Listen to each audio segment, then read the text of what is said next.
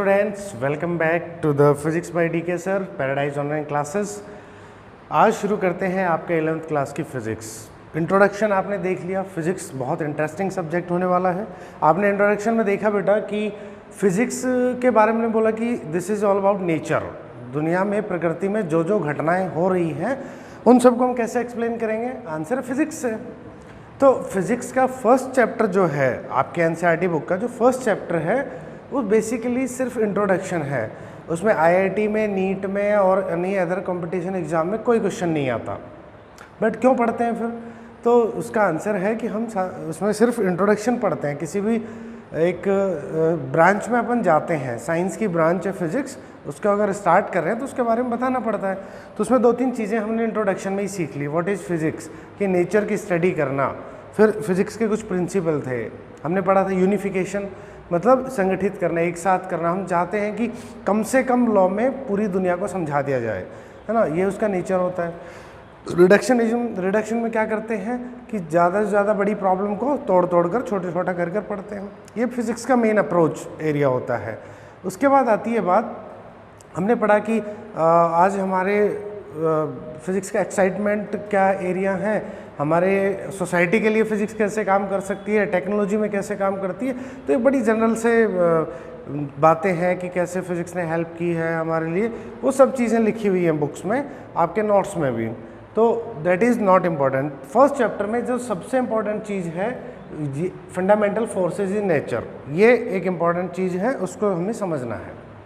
देखिए, दुनिया में, नेचर में जितने भी फोर्सेज होते हैं, कितने भी फोर्सेस हो सकते हैं, रोज़ हम नया नाम सुनते हैं, हम कोई भी फोर्स को इमेजिन कर सकते हैं। बेसिकली फोर्स क्या है?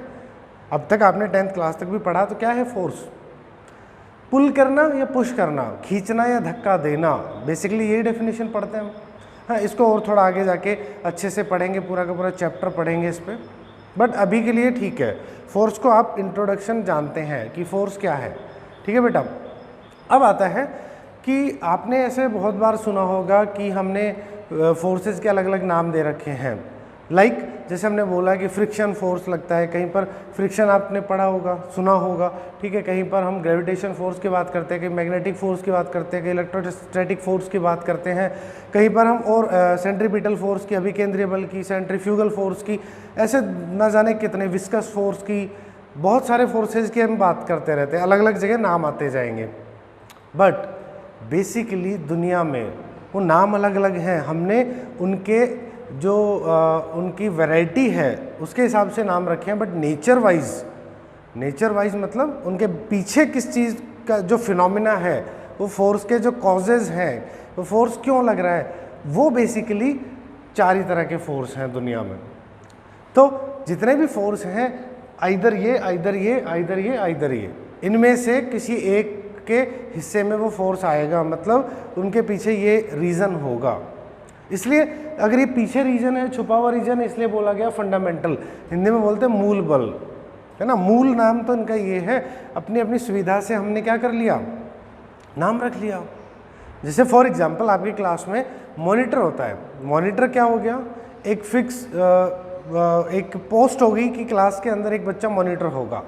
अब वो लड़का भी हो सकता है, लड़की भी हो सकता है, राहुल नाम का बच्चा भी हो सकता है। तो हमने अलग अलग नाम रखे, बट वो है क्या? मॉनिटर। उसके पीछे बेसिकली क्या छुपा हो? मॉनिटर है वो। उसी तरह से बेटा यहाँ पर फोर्सेज जो हैं, उनके जो पोस्ट हैं वो ये हैं। अब नाम अलग अलग हो सकता है, राहुल, मोहन, सोहन, इस तरीके से। तो हम लोग ये पढ़ने वाले हैं कि 4 तरह के जो फोर्स होते हैं। बेसिकली आप पूरी फिजिक्स 11th 12th में बेटा पढ़ेंगे, फोर्सेज के नए नए नाम आते जाएंगे, ये फोर्स, वो फोर्स।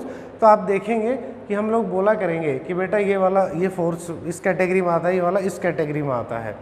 तो दुनिया में हमने यूनिफिकेशन के तरीके से ही, कि कम से कम चीज़ें में ज़्यादा से ज़्यादा चीज़ समझाएं, इसलिए हमने ये ऐसे ऐसे फोर्सेज देखे, ढूंढे, जो जिनसे सब एक्सप्लेन हो जाए, सारे फोर्स। ठीक है, तो कम से कम करते करते भी हमारे पास 4 फोर्स आए। अब 4 फोर्स में भी क्या देख पा रहे हैं आप लोग कि ये जो 2 फोर्स है, मैं इसकी बात कर रहा हूँ। ग्रेविटेशनल सुना है आपने, इलेक्ट्रोमैग्नेटिक हो सकता है नहीं सुना हो। देखिए, ये 2 फोर्सेज जो हैं, ग्रेविटेशनल और इलेक्ट्रोमैग्नेटिक, ये दोनों फोर्सेस बेटा मैक्रोस्कोपिक हैं। मैक्रो मतलब बड़े रूप में, हमारे को जो विजिबल होते हैं, जिनको हम देख सकते हैं, फील कर सकते हैं, चारों ओर उनका एहसास रहता है कि ये फोर्स को कहीं ना कहीं हम देख पाते हैं। तो इलेक्ट्रोमैग्नेटिक और ग्रेविटेशनल बड़े रूप से पाए जाते हैं। बड़े का मतलब ये नहीं है कि बड़े फोर्सेस हैं, बड़े का मतलब ये है कि नेचर में बड़ी संख्या में हम इनको देख सकते हैं, ठीक है, इसलिए मैक्रोस्कोपिक। ये इसका नाम स्ट्रॉन्ग न्यूक्लियर और वीक न्यूक्लियर नाम से क्लियर है। न्यूक्लियस, न्यूक्लियाई के अंदर जो फोर्स लगते हैं, नाभिक के अंदर जो बल लगते हैं, वो कहलाते हैं ये स्ट्रॉन्ग और वीक न्यूक्लियर। अब ये जो दोनों फोर्सेस हैं, न्यूक्लियस या नाभिक कितनी छोटी होती है, हम उसको इवन देख भी नहीं पाते हैं, है ना। इनकी रेंज जो होती है 10⁻⁻15 मीटर की होती है, बहुत छोटी। तो कहने का अर्थ ये है कि ये बहुत छोटी जगह सूक्ष्म रूप से अंदर पाए जाते हैं, जो हमें दिखते नहीं है, इसलिए इनको क्या बोलते हैं, माइक्रो। माइक्रो का मतलब होता है अत्यंत सूक्ष्म। तो अत्यंत सूक्ष्म रूप से ये फोर्स होते हैं जो हमें दिखते नहीं है। मैं फिर से कह रहा हूँ, माइक्रो मैक्रो का अर्थ ये नहीं है कि फोर्स स्ट्रॉन्ग है कि वीक है, नहीं, ये इनके पाए जाने के रूप से, हमें हमारे द्वारा देखे जाने के रूप से हमने इनको डिवाइड किया है। एक और बात बेटा, आपके लिए जो हम पढ़ रहे हैं फिजिक्स या साइंस डिपार्टमेंट अगर आप ले रहे हैं, तो हिंदी और इंग्लिश का ज़्यादा बैरियर नहीं रखें कि मैं तो हिंदी मीडियम का हूँ या इंग्लिश मीडियम, दोनों टर्म्स यूज़ करें, बिकॉज आगे जाके आपके लिए बेनिफिट होने वाला है। तो इंग्लिश टर्म्स जो हैं वो यूज़ करें। तो देखिए बेटा, इनको थोड़ा सा हम अब तुलना कर लेते हैं, नोट्स में आपको लिखने के लिए मिल जाएगा। ग्रेविटेशनल जो फोर्स होता है, ये आपने पढ़ा हुआ है। ये देखिए, जैसे सपोज कीजिए जितने भी प्लेनेट हैं, अर्थ के पास मून है, और सारे प्लेनेट, इनके बीच में आपस में क्या लगा हुआ है, आंसर है ग्रेविटेशनल फोर्स लग रहा है। ये हमने सुना है, पढ़ा है। ये मार्कर मेरे हाथ से छूटेगा, नीचे गिरा, किसकी वजह से, हम बोलते हैं कि अर्थ ने इसको अपनी ओर खींचा। क्या मार्कर ने भी किसी और चीज़ को खींचा या अर्थ को खींचा? सपोज मेरे हाथ में ये दो मार्कर हैं, ओके, अब क्या होगा, इसको छोड़ूंगा तो भी नीचे गिरेगा, इसको छोड़ूंगा तो भी नीचे गिरेगा। क्या ये दोनों मार्कर आपस में भी फोर्स लगा रहे हैं? तो आंसर है यस। दुनिया में जिस चीज़ के पास मास है, आप ये डिटेल में पूरा चैप्टर पढ़ेंगे, दुनिया में जिस भी नेचर में जिस भी चीज़ के पास मास, अब मास का मतलब क्या होता है, द्रव्यमान। ये आप अभी नई चीज़ है, आगे मास का मतलब द्रव्यमान। जैसे हम लोग चीनी खरीदने गए, हम बोलते हैं 5 kg, तो वो 5 kg क्या है बेटा, चीनी का मास, कि कितनी चीनी। तो उसी तरह अब ये जैसे मटेरियल, अब ये ढक्कन है, चाहे 2 ग्राम का है, बट इसके पास कुछ तो मास है, कुछ तो मटेरियल है इसमें। तो जिस भी चीज़ के पास मास होता है, द्रव्यमान होता है, हिंदी में द्रव्यमान बोलते हैं, उनके बीच में क्या लगता है बेटा, ग्रेविटेशनल फोर्स। और कहाँ तक रेंज होती है इसकी, क्या मार्कर यहाँ है तो लगेगा इतनी दूर और इतनी दूर? तो आंसर है इसकी रेंज बहुत बड़ी है, कहीं तक भी, इन्फिनिटी तक लगता है। यहाँ कोई चीज़ रखी है और कोई बहुत दूर भी चीज़ रखी है, वहाँ और इसके बीच भी ग्रेविटेशनल फोर्स लगता है। बट इफेक्टिवली किसका दिखता है हमें? तो आंसर है अर्थ का दिखता है, बिकॉज अर्थ का मास बहुत बड़ा है, वो अपनी ओर खींचती है। ग्रेविटेशन चैप्टर में डिटेल में पढ़ेंगे। इलेक्ट्रोमैग्नेटिक फोर्स जो होता है बेटा, देखिए ये इसका कॉज क्या है, इसकी कॉज था मास, ये इसका कॉज है इलेक्ट्रिक चार्ज। ये आप क्लास 12th में पढ़ने वाले हैं, ये आप 11th में पढ़ने वाले हैं। इलेक्ट्रिक चार्ज जो होता है, चार्ज मतलब आवेश। अब आवेश आप जानते हैं, धनावेश ऋणावेश means positive charge negative charge. जब भी किसी ऑब्जेक्ट के पास, अभी देखो कोई भी एक ऑब्जेक्ट है, उसमें क्या पाए जाएंगे, बहुत सारे एटम्स होते हैं, मॉलिक्यूल्स होते हैं, तो उनके एटम्स के पास क्या होगा, चार्ज, वो न्यूट्रल है, उदासीन है, जितने इलेक्ट्रॉन उतने ही प्रोटॉन है उसके पास। अब सपोज मैंने इसको ऐसे रब किया, ऐसे रगड़ा, तो इसका एक इलेक्ट्रॉन छूट कर बाहर चला गया। अगर वो फ्री इलेक्ट्रॉन बाहर चला गया तो इस पर क्या चार्ज बचा, कैसा आवेश हो गया, ये धनावेश हो गया। ये बड़ा सिंपल है। अगर इस पर इलेक्ट्रॉन आया तो आंसर है नेगेटिव चार्ज हो गया। तो चार्ज जैसे ही आता है, तो चार्ज, दो चार्ज ऑब्जेक्ट के बीच में क्या लगता है, हमेशा फोर्स लगता है।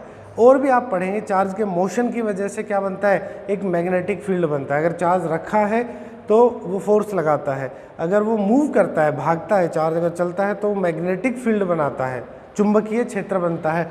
उसकी वजह से जो फोर्स क्रिएट होता है वो होता है विद्युत चुंबकीय बल। आप डिटेल में पढ़ेंगे आगे। तो बताइए कि इसकी रेस्पेक्ट में ये वाला फोर्स, तो आंसर है बहुत ज़्यादा स्ट्रॉन्ग है। जैसे फॉर एग्जांपल मैंने इस मार्कर या चौक से बोर्ड पे लिखा, तो अब जैसे मार्कर का इंक का पार्टिकल मान लो, या चौक का वो पार्टिकल छोटा सा एक कण, वो मैंने जैसे लिखा किस पे चिपक जाता है, तो आंसर है वो चौक के कण किस पे चिपक जाएंगे, बोर्ड पे चिपक जाएंगे। अब क्या उन पे ग्रेविटेशन फोर्स नहीं लगा रही अर्थ, तो आंसर है लगा रही है ना। तो अपन तो बोलते हैं अर्थ बहुत बड़ी ग्रेविटेशन अच्छा लगाती है, बट वो जो पार्टिकल पे ग्रेविटेशन लग रहा है तो वो तो यहाँ चिपक गया। इसका मतलब ग्रेविटेशन से स्ट्रॉन्ग इसको किसी ने पकड़ के रखा है ताकि वो गिरे ना नीचे। तो पकड़ के अगर अच्छे से रखा है, इट मीन्स इस बोर्ड की सरफेस और इसके बीच में जैसे मैंने ऐसे रब किया तो ये चार्ज चेंज हुआ, और पॉजिटिव और नेगेटिव बनते ही हम क्या जानते हैं, स्ट्रॉन्ग फोर्स बनता है। तो ये ऐसे अट्रैक्ट करके इसको पकड़ा हुआ है बेटा इसने। तो इट मीन्स ग्रेविटेशनल के रेस्पेक्ट में इलेक्ट्रोमैग्नेटिक फोर्स जो है काफ़ी स्ट्रॉन्ग है। ओके, ये स्ट्रॉन्ग फोर्स हो गया। उसके बाद आता है ये अब न्यूक्लियस के अंदर आ गए। देखिए स्ट्रॉन्ग न्यूक्लियर, आपको एक चीज़ पता है नाभिक के अंदर या न्यूक्लियस के अंदर क्या होता है, तो आंसर है पॉजिटिव चार्ज, और नेगेटिव इलेक्ट्रॉन्स चार्ज कहाँ होते हैं, आंसर ऑर्बिट में होते हैं, चारों ओर ऐसे घूमते रहते हैं। तो जो नाभिक होता है उसमें प्रोटॉन के बीच में या न्यूट्रॉन के बीच में जो पॉजिटिव चार्ज जो है, सपोज प्रोटॉन को सपोज करते हैं, तो आप एक बात सोचो, प्रोटॉन पे दोनों पे पॉजिटिव है, फिर भी इतने सारे प्रोटॉन वहाँ अंदर रहते हैं। सपोज वह प्रोटॉन एक जगह रहते हैं, क्या उनके बीच में रिपल्शन नहीं लगता होगा, प्रतिकर्षण? आंसर है यस सर, लगता है। क्यों?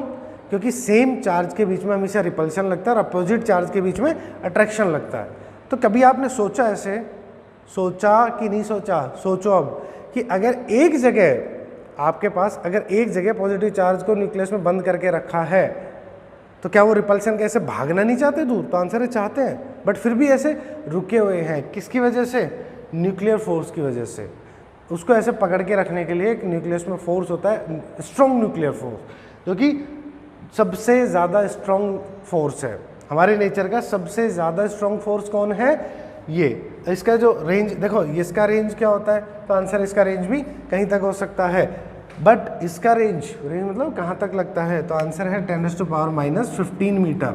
इतनी सी देख रहे हो, 1 मीटर का इतना छोटा हिस्सा, समझ में आ रहा है? 0.0015 बार 1 फिर 1, उतने मीटर छोटी सी दूरी पर। वीक न्यूक्लियर फोर्स क्या होता है बेटा? तो वीक न्यूक्लियर का आंसर है ये एक पर्टिकुलर सिचुएशन में पाया जाता है। जब भी न्यूक्लियस का आप पढ़ेंगे आगे, बीटा क्षय होता है, बीटा डिके होता है, उसमें से जो एक पार्टिकल निकलता है जिसको हम आगे पढ़ेंगे, उसको आप देखेंगे कि वहाँ पर ये एक पर्टिकुलर सिचुएशन में फोर्स पाया जाता है जो कि इससे वीक होता है।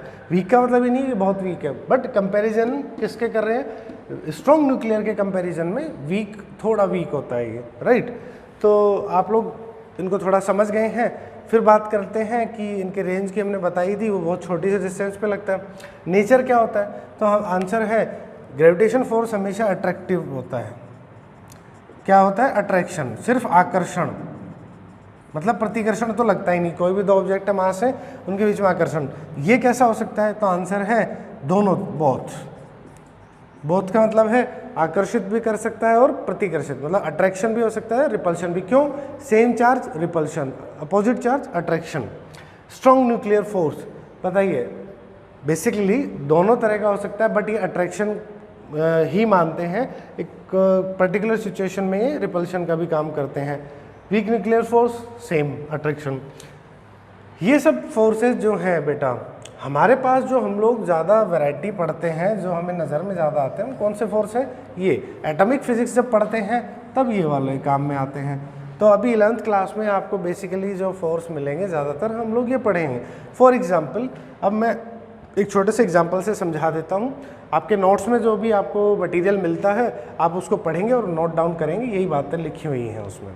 एक इंट्रोडक्शन है इलेक्ट्रोमैग्नेटिक फोर्स का। मैं एक सिंपल से एग्जांपल बताता हूँ। क्या मुझे ये बताइए, क्या ये फोर्सेस जो हैं ये होने ज़रूरी हैं, या ये फोर्सेस कैसे कैटेगराइज होते हैं? तो आंसर है बेटा कि जैसे अगर हम दुनिया में, मैं चलता हूँ, चलते कैसे अपन? जैसे चलते हैं तो आप क्या करते हैं, अपना फुट ऐसे अर्थ पे रखते हैं और ऐसे पुश करते हैं पीछे, ऐसे पुश करेंगे, चलेंगे तो ऐसे जैसे ही पुश करेंगे तो आपने क्या किया, आपके पैर और अर्थ की जो सरफेस है उसके बीच में क्या हुआ? फ्रिक्शन। हम क्या बोलते हैं, कैसा फोर्स लगा? Friction force. क्या फ्रिक्शन फोर्स आदमी के या किसी गाड़ी के चलने में मदद करता है? तो आंसर यस करता है। अब फ्रिक्शन फोर्स जो है वो यहाँ तो कहीं नहीं लिखा हुआ। दुनिया में तो 4 ही तरह के फोर्स है, तो किस फोर्स की कैटेगरी में आएगा वो? तो आंसर है कि जो फ्रिक्शन फोर्स है, जैसे हम चलते हैं तो वहाँ पर वो जो जैसे हम यूँ चलने लगे तो वहाँ पर जो इलेक्ट्रॉन्स हैं, ठीक है, जैसे ये किया, रब किया तो इलेक्ट्रॉन टूटकर इधर उधर गए, चार्ज हुआ, चार्ज डेवलप हुआ। जैसे ही चार्ज डेवलप हुआ, एक पॉजिटिव बना, एक नेगेटिव बना, नेगेटिव पॉजिटिव बनते ही क्या होगा? आंसर अट्रैक्शन होगा। इसलिए वो पकड़ के हमारे पैर से खींचता है। जब वो पकड़ के खींचता है अट्रैक्शन, फिर हम अपने फोर्स से ऐसे आगे चल जाते हैं। तो बेसिकली चार्ज के बीच में फोर्स डेवलप हुआ, तो बेटा कैसा फोर्स? यस, विद्युत चुंबकीय, इलेक्ट्रोस्टैटिक फोर्स, ठीक है। इलेक्ट्रोस्टैटिक्स इसी का एक पार्ट है। मैग्नेटिक वर्ड यूज़ कर लिया क्योंकि मोशन की वजह से। तो आप आगे पढ़ेंगे ये इस तरीके से हम लोग आगे पढ़ा करेंगे। तो बेसिकली बेटा इस चैप्टर में फंडामेंटल फोर्स ही है। ये चैप्टर कोई अलग से कुछ नहीं है, इंट्रोडक्शन चैप्टर है। अब आगे जो फिजिक्स स्टार्ट होने वाली है, हम अगले लेक्चरों से जिस क्लास स्टार्ट करेंगे वहाँ से परफेक्ट फिजिक्स स्टार्ट होगी। चैप्टर नंबर 2 होता है यूनिट एंड मेजरमेंट। वो बड़ा इंटरेस्टिंग चैप्टर है, राइट। तो आप इसको पढ़िए, इसको समझिए। बुक्स आप लोग अपनी अपनी बुक्स जो है NCERT उसमें भी आप पढ़ सकते हैं और नोट्स बनाइए। मैं आपको नोट्स PDF भेजता हूँ। Thank you.